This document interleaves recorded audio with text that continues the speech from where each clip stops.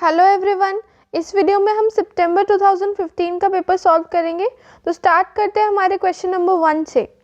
यहाँ पे आपको ए, बी, सी और डी 4 वैल्यूज़ गिवन है और आपको चारों का HCF फाइंड करना है। तो HCF फाइंड करते टाइम HCF का मतलब क्या होता है? Highest common factor. तो जब हम हाईएस्ट कॉमन फैक्टर की बात कर रहे हैं तो हम क्या करेंगे, चारों टर्म्स में जो हमारी लीस्ट पावर होगी उसको लेंगे। जैसे आपका यहाँ पे ए में 3 की पावर 129 है, यहाँ 128, इधर 127 और यहाँ भी 127। तो लीस्ट पावर है हमारी 127 3 की। अब हम 5 की बात करें तो 5 की हमारी लीस्ट वैल्यू है 128, चारों में कंपेयर करना है हमें। और हमारे 7 की लीस्ट वैल्यू है 21। तो हमारा HCF क्या हो जाएगा? 3 raise to power 127 into 5 raise to power 128 into 7 raise to power 21, यानी option number D is your correct answer. बढ़ते हैं नेक्स्ट क्वेश्चन की तरफ। The value of the cube root of -2300 into 52900 is. तो जब भी आपका ये क्यूब रूट का क्वेश्चन है तो आपको 3-3 के पेयर बनाने हैं। तो आप क्या करिए, इन दोनों नंबर्स को साथ में लिख दो। अब हम क्यूब रूट की बात करेंगे। यहाँ क्योंकि माइनस है तो -1 तो बाहर आ ही गया। अब आगे बात करते हैं, यहाँ पे आपके 2 ज़ीरोज़ हैं और यहाँ 1, तो एक 10 भी आपका बाहर आ गया क्योंकि 1000 का क्यूब रूट आपका 10 होता है। अंदर आपका बचा 23 इंटू 529। 529 23 का स्क्वायर होता है, तो 23 भी 3 बार आ गया, तो आप यहाँ से एक 23 भी बाहर निकाल सकते हो। तो आपका आंसर कितना हो जाएगा? 230 माइनस का। So answer is your option number A. Clear? बढ़ते हैं नेक्स्ट क्वेश्चन की तरफ। The value of 2 raise to power ABC upon 5 raise to power BAC। BAC हो या ABC, it's one and the same thing. तो आप इसे 2/5 रेज़ टू पावर ABC लिख सकते हो। और ABC की वैल्यू आपको गिवन है कितनी? 2 इंटू 3 इंटू 0। और जैसे आपको ये 0 मिल गया, anything raise to power 0 is 1, तो आपका आंसर होगा option number A which is 1। Clear? बढ़ते हैं नेक्स्ट क्वेश्चन की तरफ। 4 प्लस 44/10 यानी 4.4, 404/100 यानी 4.04, 444/1000 यानी 0.444 और 4/10,000 यानी आपका हो जाएगा 0.0004। और इन सभी को अगर आप ऐड करेंगे तो आपको आंसर कितना मिलेगा? 12.8844, जो आपका कौन से ऑप्शन से मैच कर रहा है? Option number C is your correct answer. Clear? बढ़ते हैं नेक्स्ट क्वेश्चन की तरफ। The smallest value of y in the number 9y8071 so that it is divisible by 11। हमें इसे 11 से डिविजिबल बनाना है। एक तरीका तो यह कि आप ऑप्शंस यूज़ करके चेक कीजिए। दूसरा, हम 11 का डिविजिबिलिटी टेस्ट यूज़ कर सकते हैं। 11 का डिविजिबिलिटी टेस्ट क्या होता है? ऑड प्लेस पे जितने भी नंबर्स हैं आप उन्हें ऐड करो और इवन प्लेस के जितने नंबर हैं आप उनको ऐड करो, y 0 और 1। जो भी हमारा रिजल्ट आता है दोनों का, 9, 8 और 7 को ऐड करोगे आपका आएगा 24 और इसको ऐड करोगे आपका आएगा y + 1। तो इन दोनों का डिफरेंस, जो ये दोनों रिजल्ट आए हैं, इनका डिफरेंस आपका 11 के टेबल में आना चाहिए, तभी आपका पूरा ये नंबर 11 के टेबल में आएगा। तो अब आप चेक कर सकते हो, 1 अगर मैं रखूं तो 1 + 1 हमारा 2 हो गया और 24 - 2 होता है आपका 22, जो कि 11 के टेबल में जाता है। तो यहीं से आपका आंसर हो गया option number 1 which is 1। Clear? 1 रखते ही हमारे ये नंबर 11 के टेबल में चला जाएगा।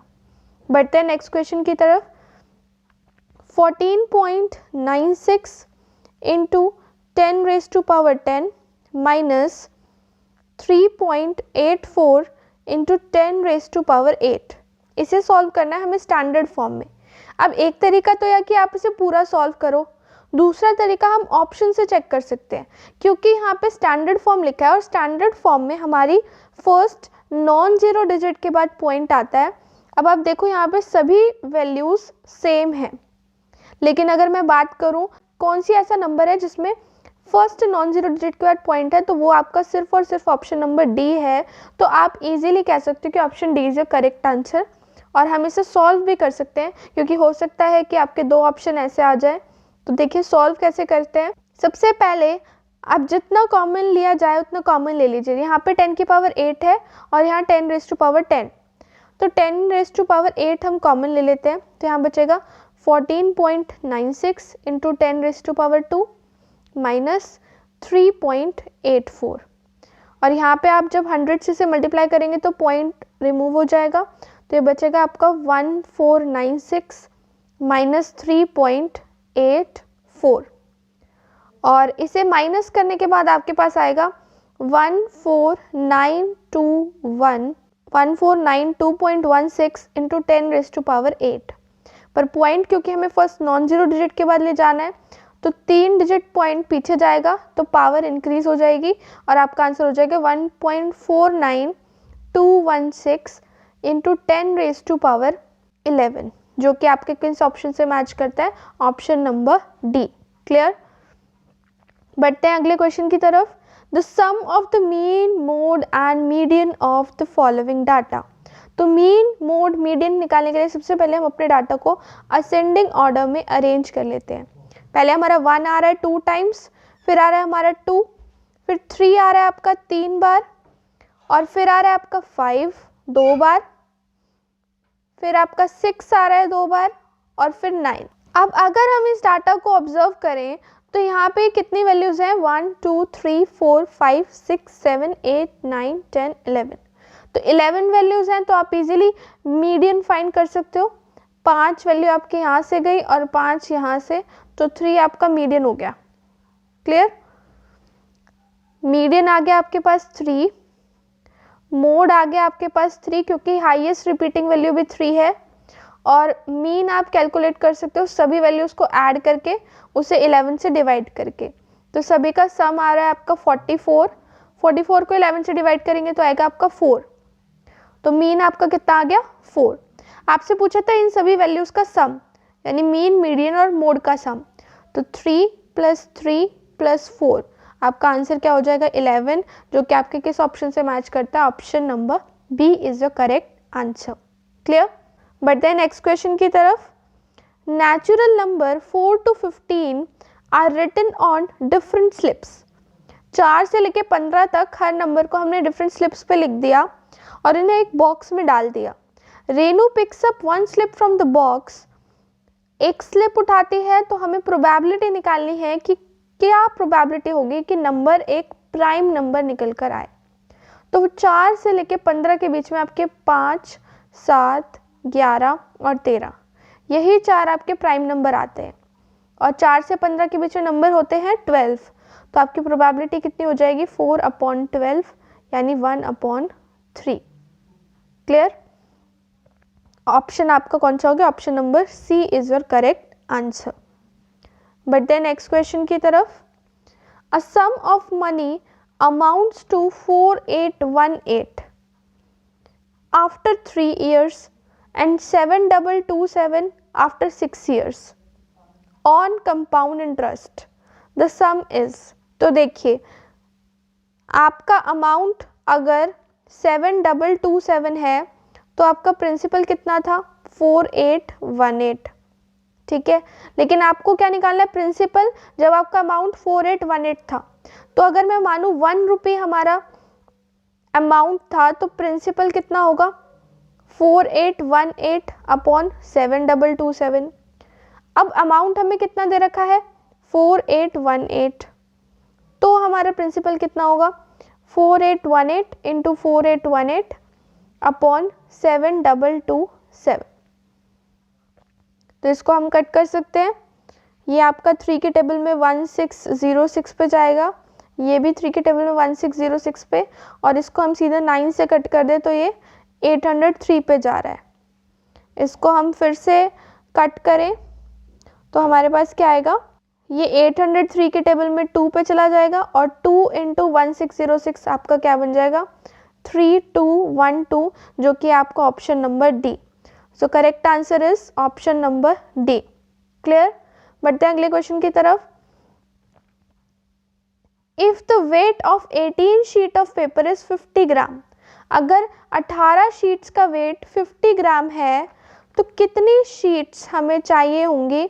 अगर हमें वेट कितना चाहिए? 3/4 किलोग्राम। तो देखिए ये 50 ग्राम है, 50 ग्राम मतलब 1/20 किलोग्राम। 1/20 किलोग्राम में 18 शीट्स होती है। तो पहले तो हम 1 kg में लगा लेते हैं, कितनी होंगी? 360 शीट्स। अगर हमें 1 किलो पूरे कंप्लीट करने तो उसके लिए हमें 360 शीट्स चाहिए होंगी। तो 3:4 आपकी किलोग्राम वेट है, तो शीट्स कितनी होंगी? तो आप इजीली निकाल सकते हैं इसे मल्टीप्लाई करके। 15/4 मल्टीप्लाई बाय 360, तो ये आपका कितना आ जाएगा? 15 इंटू 90 यानी 1350, which is your option number 1। तो आपका करेक्ट आंसर हो गया 1350 शीट्स लगेंगी अगर आपको वेट कितना चाहिए? 3/4 किलोग्राम। बढ़ते हैं अगले क्वेश्चन की तरफ। If 3x minus 2 upon 3 plus 2x plus 3 upon 2 is equal to x plus 7 upon 6, तो आपको इसकी वैल्यू कैलकुलेट करनी है। सबसे पहले हम x की वैल्यू कैलकुलेट कर लेते हैं। उसके लिए हम यहाँ पे लेंगे एलसीएम। तो ये आ गया आपका 2 into 3x minus 2 plus 3 into 2x plus 3 is equal to, यहाँ पे भी एलसीएम ले लीजिए, तो ये आएगा आपका 6x प्लस 7। ये 6 आप कैंसिल कर सकते हो आसानी से। इसे फर्दर सॉल्व करें तो ये आएगा आपका 6x minus 4 plus 6x plus 9 is equal to 6x plus 7। एक 6x हम यहाँ पे और कैंसिल कर लेते हैं, तो आ जाएगा 6x is equal to 7 minus 5 यानी 2। तो आपकी x की वैल्यू कितनी आ गई? 2/6 या फिर कह लो 1/3। अब इस x की वैल्यू से हमें ये कैलकुलेट करना है 5x माइनस 2 अपॉन 4। तो यानी आपको x की जगह क्या डालना है? 1/3। तो 5 इंटू 1/3 माइनस 2 अपॉन 4, तो ये आ गया आपके 5/3 माइनस 2 अपॉन 4। तो 5 माइनस 6 यानी माइनस 1/3 इंटू 4 यानी माइनस 1/12 आपका आंसर आ गया, जो आपका किससे मैच कर रहा है? आपका option number D correct answer हो गया। बढ़ते अगले क्वेश्चन की तरफ। If 4x² plus 12xy minus 8x plus 9y² minus 12y is equals to ax plus by into ax plus by minus 4, तो आपको a² प्लस b² की वैल्यू कैलकुलेट करनी है। तो यहाँ पर आप इजीली कंपेयर करके अपना a और b निकाल सकते हो। देखो ax इंटू ax ये बनेगा a² x² और यहाँ पे x² का कोफिशिएंट है 4, तो आपका a² किसके इक्वल आ गया? 4 के इक्वल। a की वैल्यू हो गई 2। इसी तरह b² y² और यहाँ पे y² का कोफिशिएंट है 9, तो b² हो गया आपका 9 के इक्वल। b की वैल्यू आ गई आपकी 3। यहाँ से प्लस माइनस 2 और प्लस माइनस 3 फाइंड करना है आपको a² प्लस b²। तो 2 का स्क्वायर 4, 3 का स्क्वायर 9, 4 प्लस 9 आपका आंसर हो जाएगा 13, which is your option number C. Clear? बढ़ते हैं अगले क्वेश्चन की तरफ। If the product of 5x plus 2 and 2x² minus 3x plus 5, इन दोनों टर्म्स के प्रोडक्ट के अंदर आपको किसका सम निकालना है? Coefficient of x² and coefficient of x। तो इसे निकालने के लिए आपको पूरा सॉल्व करने की ज़रूरत नहीं है, आप बस ये देख लो कि किसको मल्टीप्लाई करने पर x² मिलेगा और किसको मल्टीप्लाई करने पर x मिलेगा। तो 5x को जब हम माइनस 3x से करेंगे तब x² मिलेगा, तो माइनस 15 आ गया। और हमें x² कब मिलेगा? जब हम 2 को 2x² से करेंगे तो भी हमें x² मिलेगा, कोफिशिएंट हो गया वो 4। अब हम x के कोफिशिएंट्स देख लेते हैं। तो जब आप 5x को मल्टीप्लाई करोगे 5 से तब आपको x मिलेगा यानी 25, और एक आप 2 को जब मल्टीप्लाई करोगे -3 से तब भी आपको x मिलेगा यानी -6। तो इसे सॉल्व करेंगे तो हमारे पास क्या आ जाएगा 29 - 21 यानी आपका आंसर हो जाएगा 8, which is our option number B. Clear? बढ़ते हैं अगले क्वेश्चन की तरफ। The internal base of the rectangular box is 15 centimetre long, 12:1/2 centimetre wide and its height is 7:1/2 centimetre. एक हमारे पास बॉक्स है जिसकी हमें डायमेंशन यानी लेंथ, ब्रेथ और हाइट गिवन है। उसके अंदर हमें छोटे छोटे क्यूब्स डालने हैं। उस क्यूब की भी डायमेंशन आपको गिवन है, तो आपको ये निकालना है कि कितने क्यूब्स आप उसके अंदर डाल पाओगे। तो सिंपल है, आप इस बॉक्स की वॉल्यूम निकालोगे और क्यूब की वॉल्यूम और दोनों को कर दोगे डिवाइड। ऐसे क्वेश्चंस में कभी भी पूरी कैलकुलेशन मत करिएगा।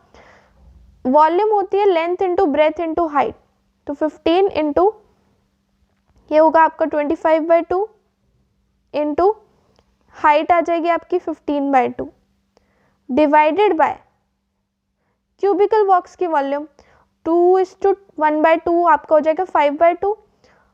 तो आप इसे डायरेक्ट इसी तरह लिखो ताकि आपके जितने भी टर्म्स कैंसिल हो सकते हैं वो कैंसिल हो जाए और आपकी कैलकुलेशन इजी हो जाए।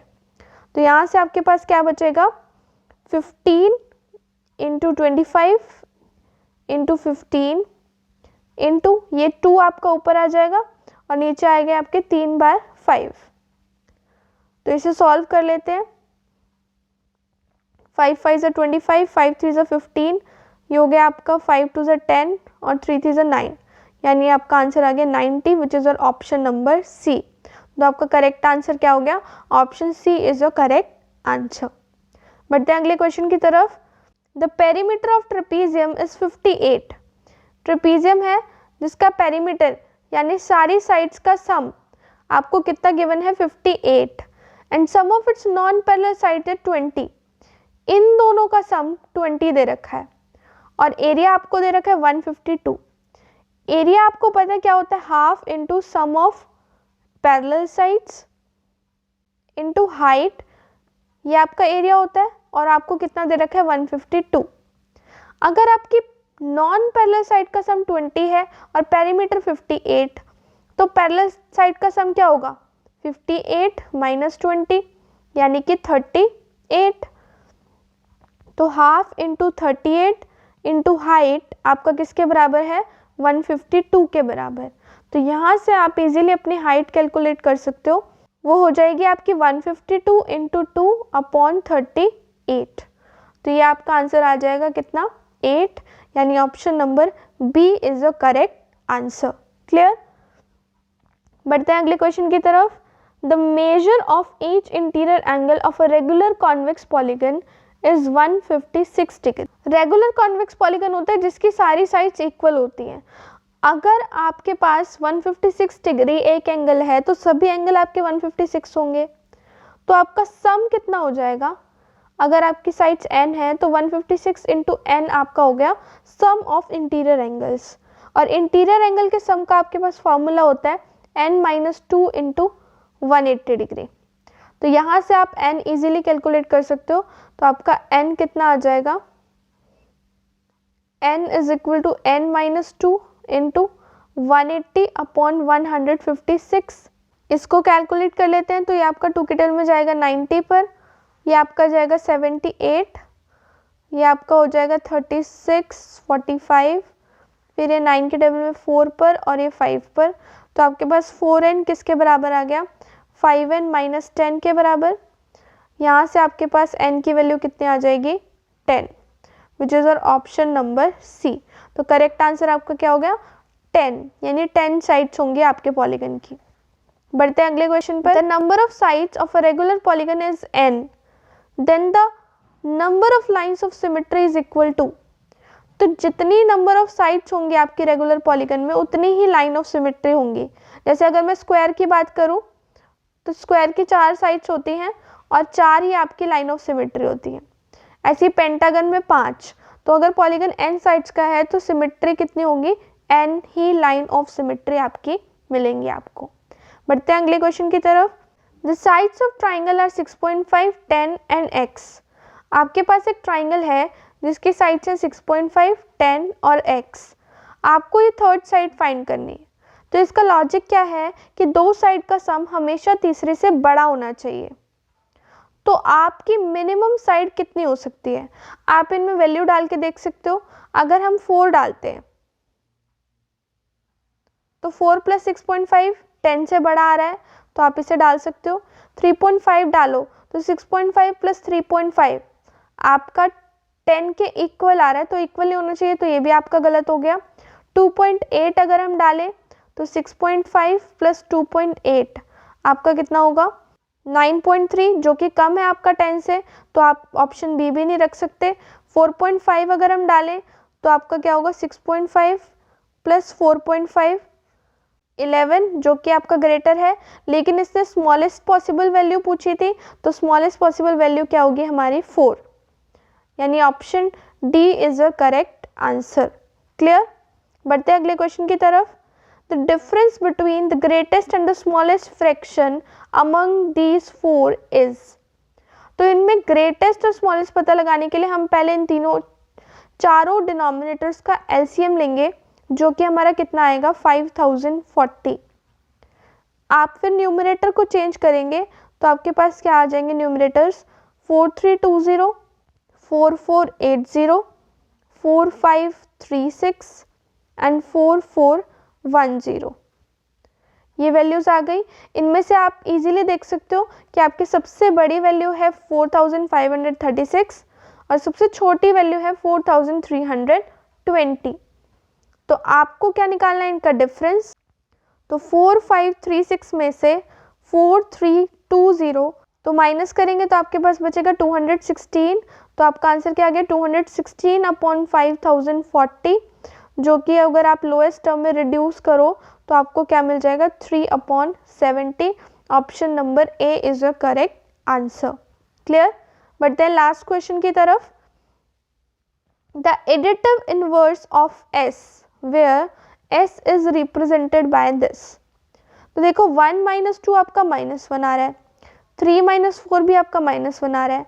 अब ये टोटल 50 है, तो आधी वैल्यूज आएंगी आपकी, यानी ये कितनी आएंगी, 25 टर्म्स आएंगी। जब आप -1 को 25 टाइम्स ऐड करोगे तो -25 मिलेगा, लेकिन इसने हमसे ये सम नहीं पूछा, इस सम का एडिटिव इनवर्स पूछा है। तो एडिटिव इनवर्स वो वैल्यू होती है जो इसमें ऐड होने पे आपको 0 रिजल्ट दे, और वो वैल्यू क्या है आपकी 25, जो कि आपका ऑप्शन नंबर बी। तो इसी के साथ हमारा ये पेपर कंप्लीट हो गया है। अगर आपको और ईयर्स के पेपर करने हैं तो आप हमारे प्लेलिस्ट सेक्शन में जाकर चेक कर सकते हैं। एंड अगर आप हमारे चैनल पर नए हैं तो आप प्लीज़ हमारे चैनल को सब्सक्राइब कीजिए और बेल आइकन प्रेस करना ना भूलें, ताकि आपको टाइम टू टाइम नोटिफिकेशंस मिलती रहें। Thank you.